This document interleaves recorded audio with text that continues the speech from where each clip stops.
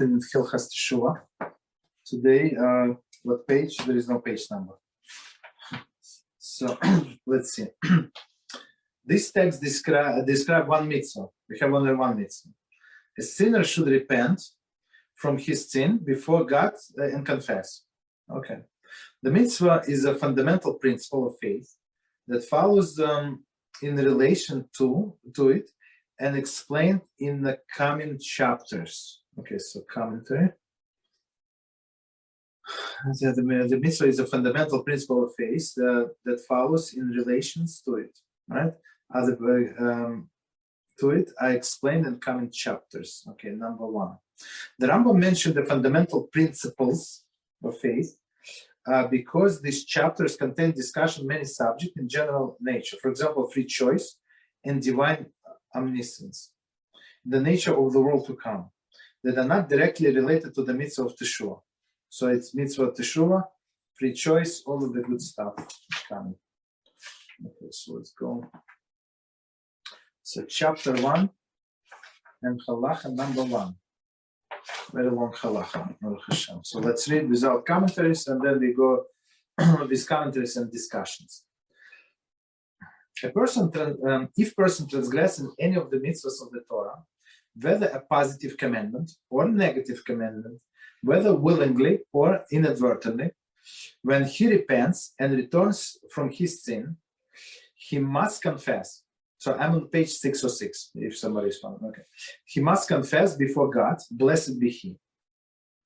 As it says in Shmos 5, verses 6 and 7, states, if man or a woman commits any of these sins of man, they must confess the sin that they commit.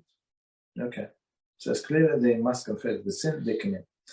This refers to the verbal confession. This confession is a positive commandment. So that's what we just said. How does one confess? He states, I implore you, God, I sinned, I transgressed, I committed iniquity before you by doing the following. Behold, I regret and embarrassed for my deeds. I promise never to repeat this act again. These are the essential elements of the confessional prayer. Whoever confesses profusely and elaborates on these matters is worthy of praise. So basically, this is how we do it, right? That we say. Those who bring sin offering or guilt offering must also confess their sins. When they bring their sacrifices for their inadvertent or willful transgressions. Their sacrifices will not atone for their sins until they repent and make verbal confessions.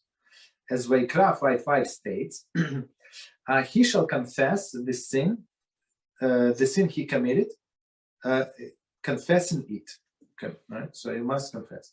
Similarly, those obligated to be executed by lashes by the court, or do not attain atonement through a death or lashing, unless they repent and confess. Similarly, someone who injures a colleague or damages his property does not attain atonement, even though he pays him what he owes, until he confesses and makes a commitment never to do such a thing again, as implied by the phrase in Shmos. What is it? Same place. Any of the sins of man. Okay, so that's very long. So some of this halachah is very long, but we're going to go sentence by sentence and try to understand what it says. All right. Yes, go ahead. So even unintentional errors we have to confess? Yes. So why? Now I ask you a question. Why? To show that you're actually sorry and you don't want to do it in the first place. Of course. So it's something caused you to do this surveillance. Yeah. You understand? So, for example, somebody like turn on or off the switch on Shabbos, for example, right? So, if he would think of this switch is like a death penalty, like it's like 1,000 volts, in this switch, he would not. He would go like around, like I don't know. He would not even go into that room. You agree? So, but since he treated it lightly, so that's what he did. But in the time of the temple, it was easier.